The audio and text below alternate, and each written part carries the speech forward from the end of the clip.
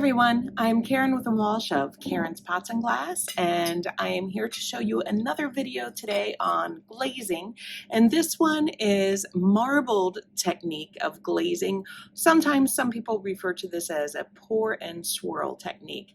So the marbling technique is just taking a few different colors that work well together. Here I was trying to take some analogous colors and white, put a little bit on in some various places, kind of swirl it around, you'll see in the video. And as long as you're really watching to make sure that you don't have too thick of an accumulation of glazes, you should be pretty successful at this project. If you use really thick glazes though, you might get too thick of an accumulation, which can result in what's called crawling. Crawling is where the glaze will like separate, pull away, and it shows a bare spot of clay underneath.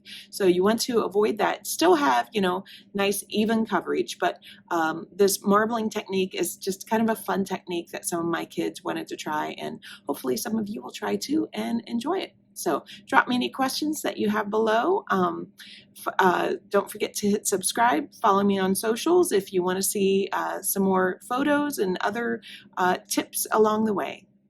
This technique will work best for the interior of pieces.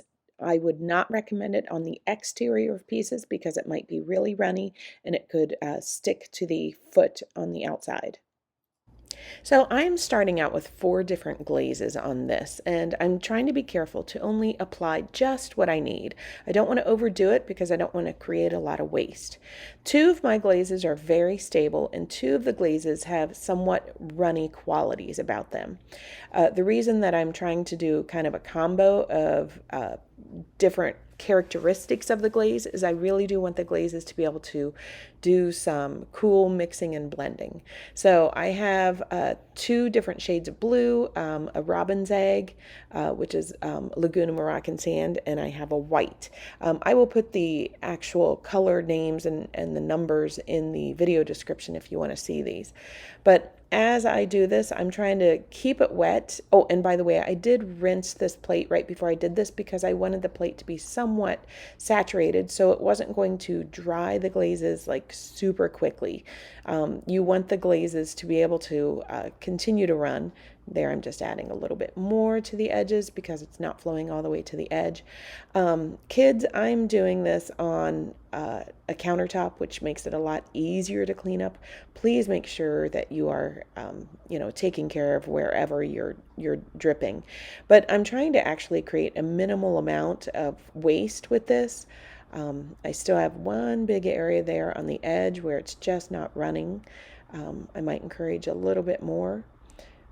You can help to encourage it a little bit with a brush if you want. I'm trying to avoid that as much as I can though.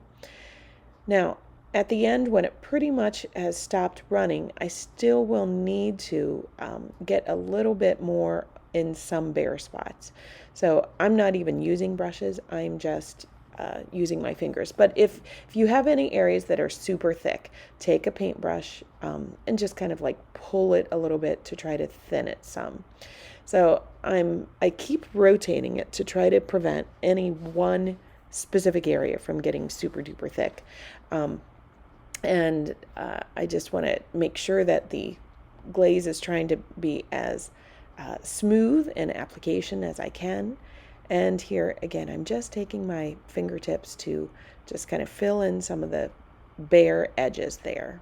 And I'm just going to be painting the back with a solid color. And there's how the swirl looks. It's not super even in texture, but it should even out later. Now, kids, again, as I said before, make sure that you are cleaning up any of your messes. So I need to clean off the jars, of course, because I've just dribbled over the threads of where the lid goes on. I need to clean up the outside of the jars. So clean up everything. Please don't leave it a mess, and really sponge it off until you get it clean and put things back where they go. Now, just like with any glaze that you have, you might have to watch out for if you have any thick parts that have surface cracking. What you want to do is you want to buff over surface cracks Okay, by buffing over the surface crack, it will help to fill that crack with a little bit of the dust of the glaze, and when it fires, it should hopefully fuse together. If you don't do that and you have cracks, a lot of times they come out really noticeable and visible. It's a glaze flaw after it gets glaze fired, and that's called crawling. If a glaze were to pull apart and separate along a crack like that, we don't want crawling, so that's why I always buff it. So kids, make sure that you're double checking to see if you have any cracking. And I hope you learned something new and enjoyed that. Drop me any questions that you might have below, and don't forget to hit that subscribe button. And I hope you all stay creative and keep potting if you can.